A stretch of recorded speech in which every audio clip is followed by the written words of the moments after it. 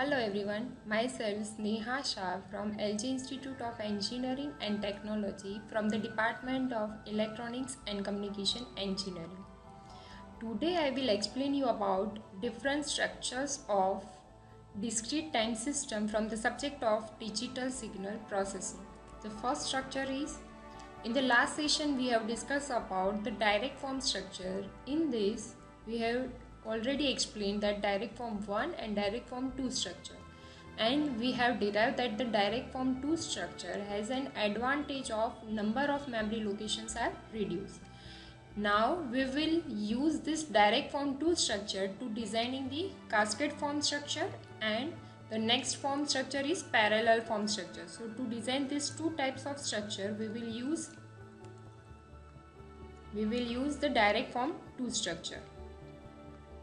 So starting from this, if we want to design cascade form structure, for that we will define this by using one example. Like suppose if you had given one transfer function h of z equals to 1 minus z inverse upon 1 minus 0.2 z inverse minus 0.15 z raised to minus 2. Suppose this h of z is given to you and you have to find out cascade form structure. The cascade form structure will be representing as, suppose if I am drawing that x of n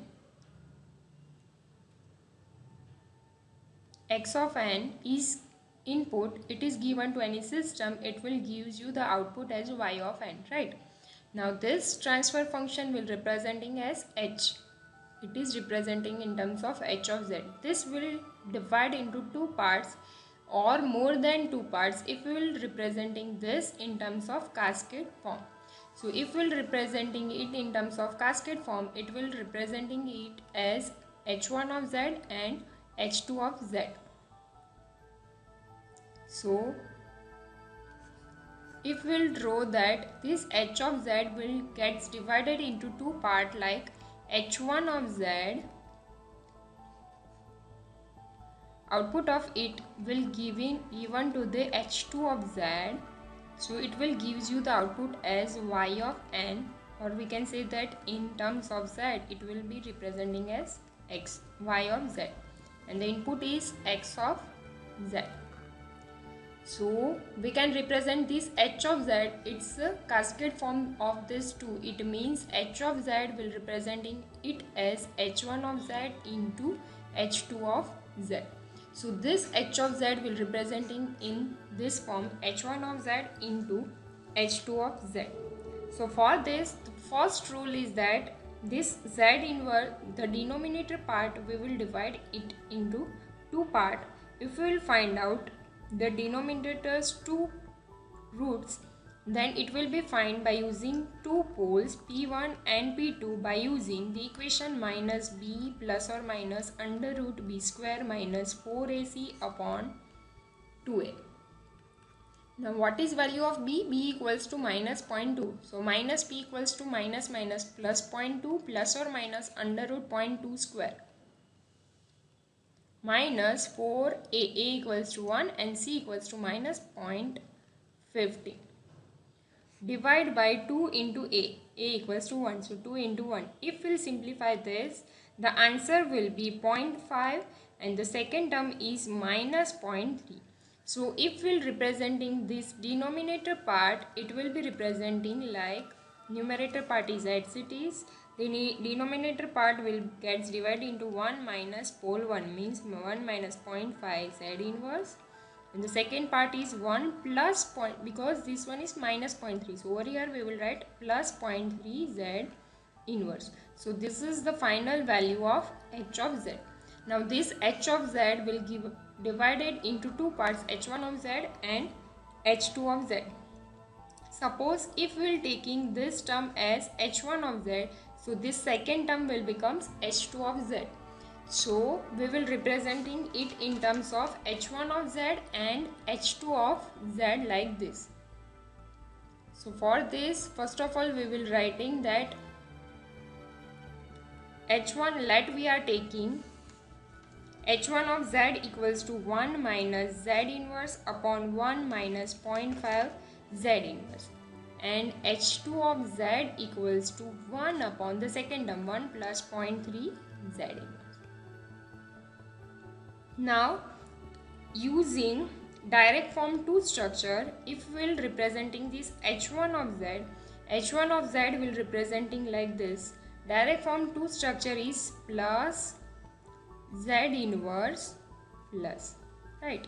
Over here the output is Y of n, the intermediate term is W of n, and the input term is X of n. In the direct form 2 structure, the first term representing the denominator. So for this, we will representing as 1 minus 0.5. So this one is minus 0.5. So over here we will multiply with 0.5. And the second term is numerator part.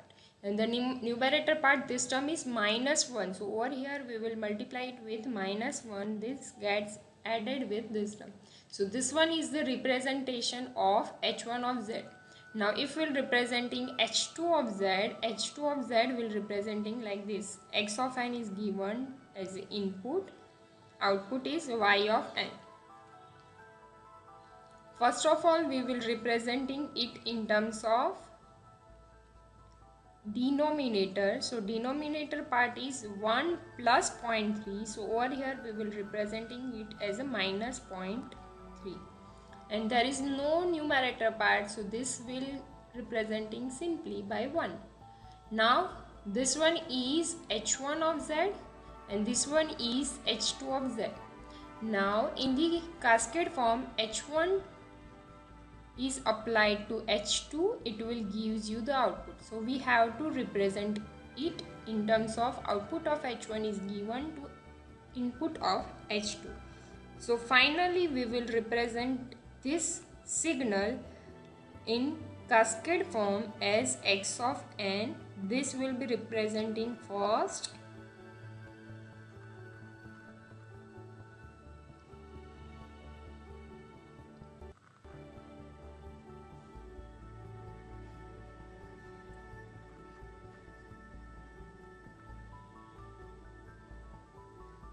over here 0.5, over here the value is minus 1.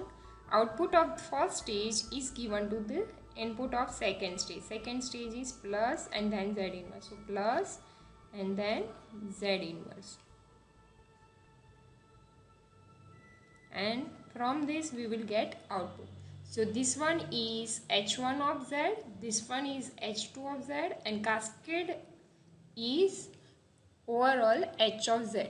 So in short, cascade form structure will be representing in number of terms will be in terms of multiplication of individual forms. So H1 is multiplied with H2, it will multiply with H3 likewise. The same thing can be representing like this also. Suppose if we will take H1 of Z like this. Suppose if I am taking this one is H1 of Z, this one is H2 of Z and this one is H3 of Z, then also we can represent it in terms of cascade. So it will always multiplication of all the terms. Now the next form is parallel form structure. The same example can be find by using parallel form structure. So to find this parallel form structure, first of all we will start from the equation which is given to us. So equation is like this: H of Z equals to 1 minus Z inverse upon 1 minus 0.2 Z inverse minus 0.15 Z raised to minus 2. The rule to find parallel form structure is, first of all we will convert whole term in terms of Z, then we will factorize the denominator part, then we will defining it as a upon first factor plus b upon second factor likewise, and then after simplification we will represent it in terms of parallel. So the main aim is, suppose x of n is given to you and we have to find out y of n, we will apply this as h1, it will also apply to h2, it will apply to h3 likewise, and this all are in terms of parallel. So parallel it will gives you output and after summation it will give the final output. So basically we will representing this h of z in terms of h1 of z plus h2 of z plus h3 of z likewise. So we will starting from here, we will converting this term in terms of z. So if we simplify, z square goes here, z square minus 0.2z minus 0.15, and the above factor is z into z minus 1. Now if we will factorize the denominator part will representing as z minus 0.5 and z plus 0.3. The numerator part will remain as it is.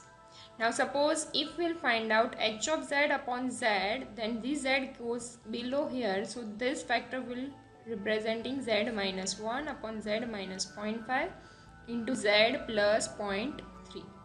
Now this term will representing as a upon first factor plus b upon second factor. So this term representing h1 of z plus h2 of z, which are required in this equation, h1 of z plus h2 of z, right? So a upon first factor is a upon z minus 0.5 plus b upon z minus 0.3. Now in this example we have to find out value of a. Now how will find out value of a? In this factor we will not take z minus 0.5. So z minus 1 upon z plus 0.3 at the value of z equals to 0.5.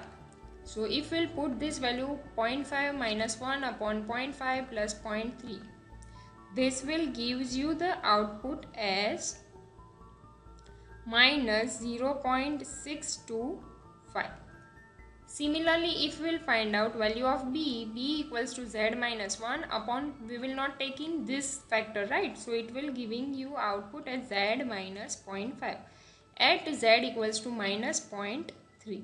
And if we will put this minus 0.3 minus 1 upon minus 0.3 minus 0.5, it will gives you the output as 1.625. So after finding a and b, these two values will be putting in this equation a and b. So the next term will be like this, h of z upon z equals to a upon z minus 0.5 plus b upon z plus 0.3, right? So if we will put the value of a and b, the value of a equals to minus 0.625 and value of b equals to 1.625. So the final answer will be like this. Now we have to find out value of z. So this one is the value of h of z divided by z. Z will multiply over here. So after multiplication of z, we will divide it by z. Z will be cancelled out. So this answer will become minus 0.625, 1 minus 0.5 z inverse. Similarly, this will representing as 1.625 z upon z plus 0.3, right? So this z cancel out and this divided by z. It will gives you the output as minus 0.625 upon 1 minus 0.5 z inverse plus 1.625 upon 1 plus 0.3 z inverse. So this one is, we will taking this one as h1 of z and this one as h2 of z. So simply we will add these two terms and finding the finalized answer. So if we will write down the value of h1 of z equals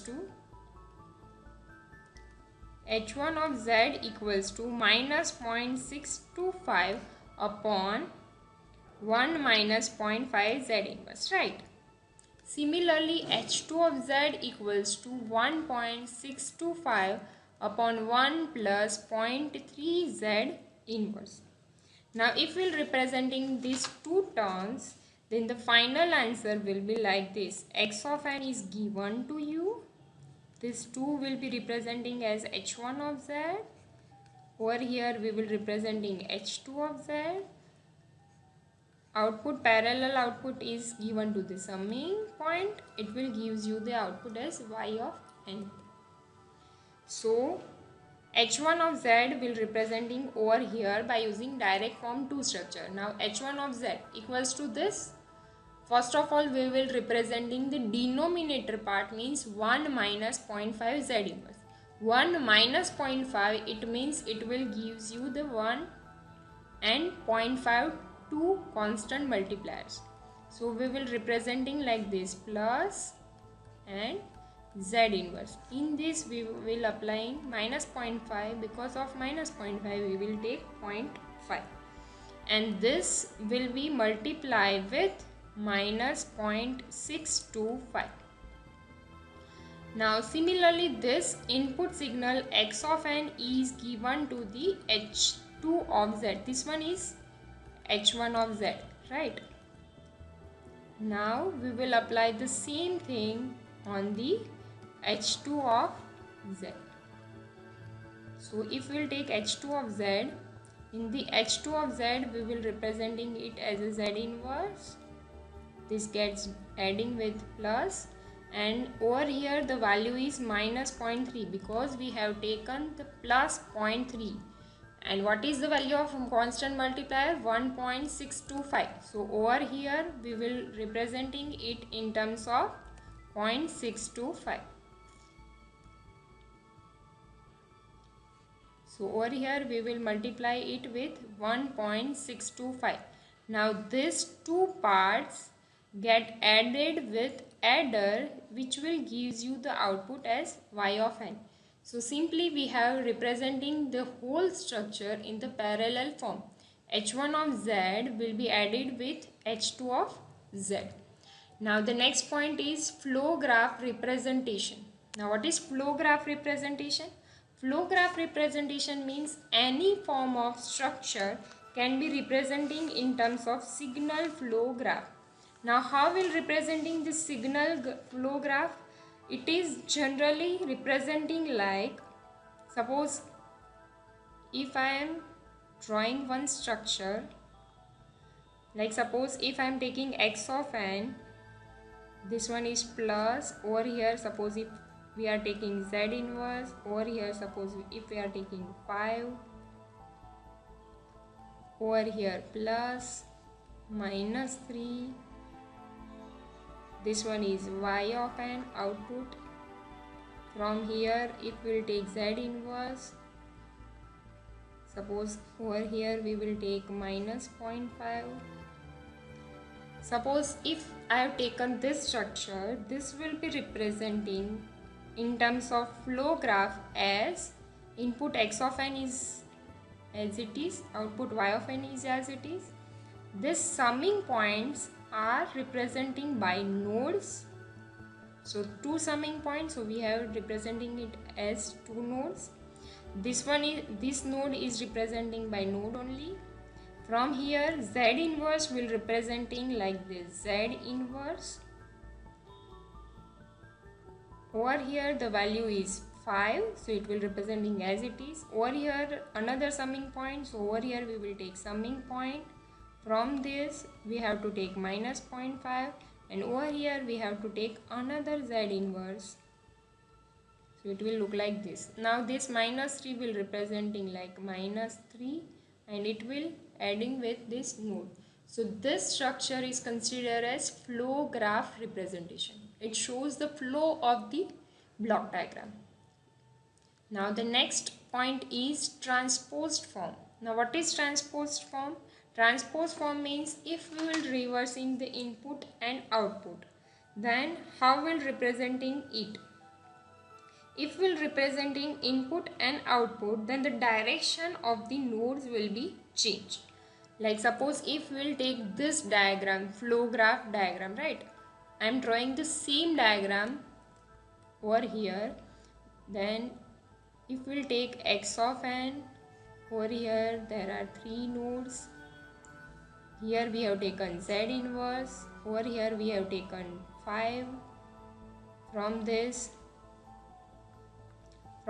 we have taken another z inverse, over here we have taken minus 0.5, and from here we have taken 3, minus 3, right? So it will gives you the output y of n. Now suppose if we want to convert this in terms of transpose form, x of n will convert into y of n. This one is first rule, that x of n and y of n are interchange. So instead of x of n we will write y of n, instead of y of n we will represent x of n. Now we will draw the three nodes as it is. Over here another node, and this one is last. So the structure will remain same, but the direction gets reversed. So z inverse goes in this direction upward, -3 will be in this direction, 5 will be in this direction, and -0.5 will be in this direction. It means we will reverse the direction of this constant multiplier as well as z inverse term, and we will interchange input and output to show it in terms of transpose form.